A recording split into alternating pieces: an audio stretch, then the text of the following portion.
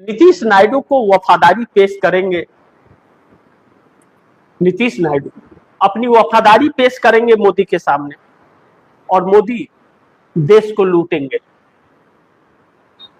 क्योंकि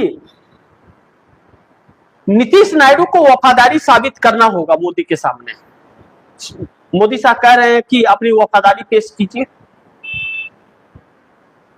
देश को लूट रहे हैं, वफादारी मांग रहे हैं मोदी नीतीश और नायडू से। वफादारी इतनी कि नीतीश कुमार दिल्ली में बैठे हैं और पटना में उनकी पार्टी को तोड़ा फोड़ा जा रहा है। पार्टी में इस्तीफे की झड़ी लग रही है, पार्टी में टकराव घमासान लगातार बढ़ रहा है। और अब कितने लोग निकल बचेंगे और कितने नहीं बचेंगे इसकी गारंटी नहीं है। मैंने बहुत पहले ही कहा था, जिस दिन वो सीएम की कुर्सी से हटे, 2030 का चुनाव नीतीश कुमार राजनीति में सक्रिय नहीं रहेंगे और पार्टी फिर कुछ लायक नहीं रहेगी। और अब अभी तक डिलिमिटेशन बिल के लिए 362 सांसद हुए नहीं है। बिहार में चलने लगी है खबर कि अब बिहार में 40 नहीं 60 सांसद होंगे और 60 लोकसभा के क्षेत्र होंगे। इतना होगा, यह सब चलने लगा। विधेयक तो आया नहीं, 362 तो सरकार के पास है नहीं, किस बेस पर कर रही है। और ध्यान रखिए, यह जो सांसद इधर उधर हो रहे हैं, बिक रहे हैं, यह खुद नहीं बिक रहे हैं, यह आपको बेच रहे हैं, इस देश की जनता को बेच रहे हैं। जिसके जिसके वोट लिए उसके नोट ले रहे हैं। आपने वोट दिया और आपके वोट का यह नोट ले रहे हैं इस सरकार से और इसके मकसद को पूरा कर रहे हैं। यह गुलाम बनाने के लिए आपसे वोट लिए थे कि आप वोट दीजिए, मैं आपको गुलाम बनाऊंगा। और करोड़ों लेकर के इस सरकार के समर्थन में वोट कर रहे हैं। और कहा क्या रहे, कांग्रेस ऐसी है, इसने पीठ में छुरा घोंपा, खुद गद्दार है इस देश के। इस बात को यह नेता नहीं कहते।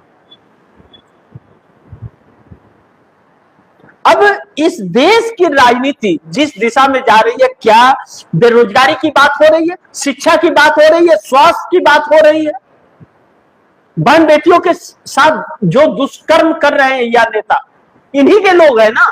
किसी पर जांच हो रही है, कार्रवाई हुई। राम मंदिर का डकैत कहां गया, क्योंकि डकैत या खुद है या लोग।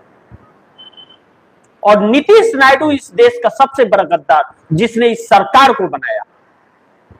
नहीं तो जनता ने तो इन्हें नकार दिया था और चुनाव आयोग ने 76 लोकसभा की सीटें बेईमानी से इस सरकार को दिया।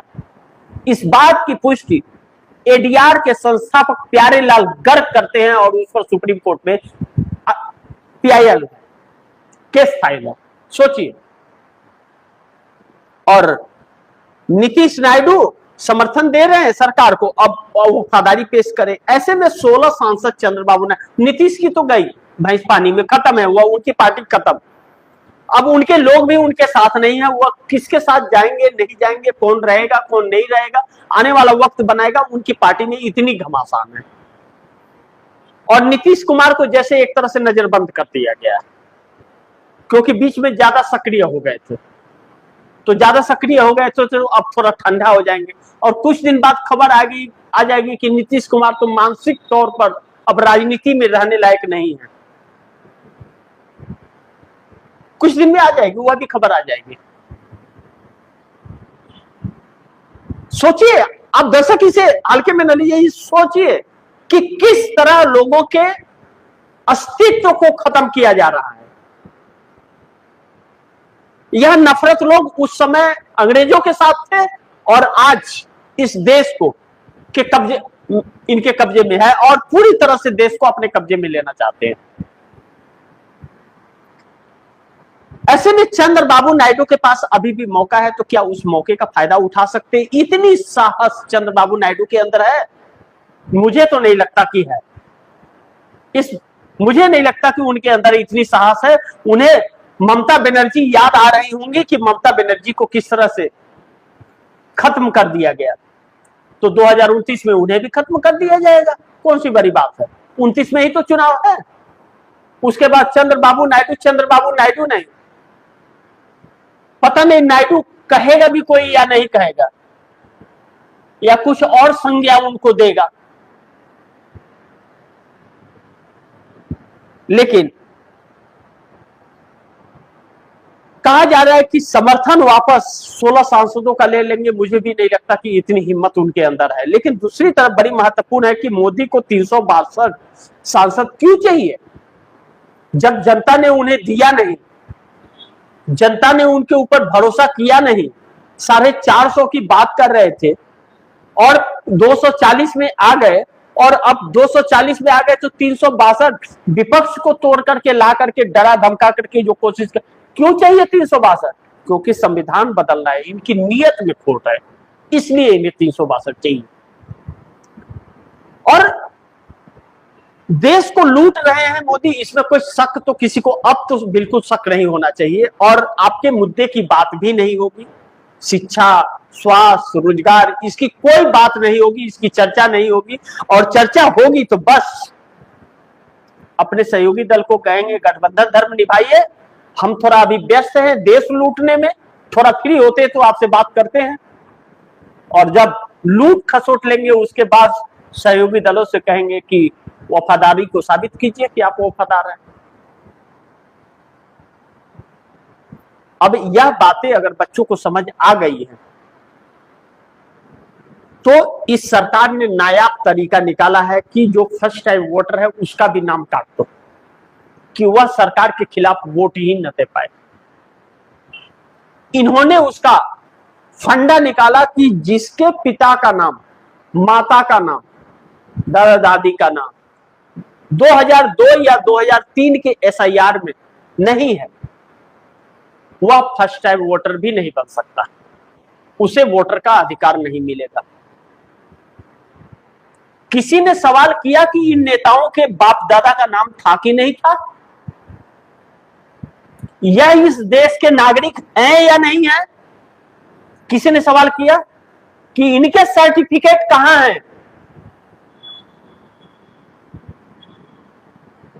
और यह किसी न्यायपालिका को भी दिखाई नहीं दिया।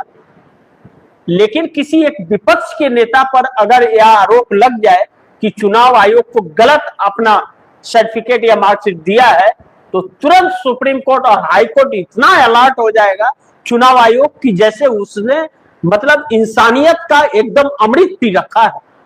लेकिन सरकार की बात आ गई तो वह बिल में ढुक जाता है, इतनी कायरता उसके अंदर आ जाती है। वह देश विकसित देश की बात करता है जो ग्लोबल इंडेक्स में सबके नीचे चल रहा है। सोचिए क्या से क्या हो गया। इस देश की कल्पना किसी ने की नहीं थी।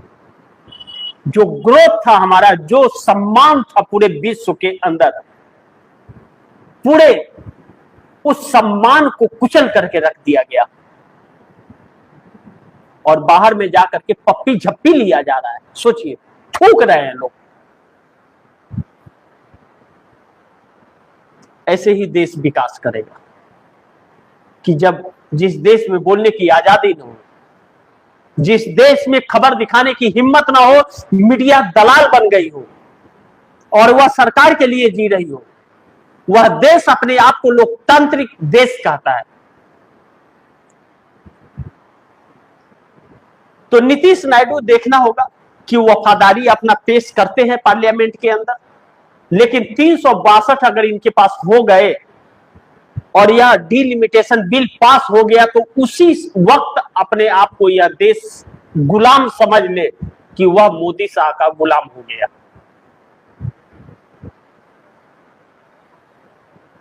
बस चंद दिनों की बात है, 20 से शुरुआत है और 19 दिन बाद अंत है।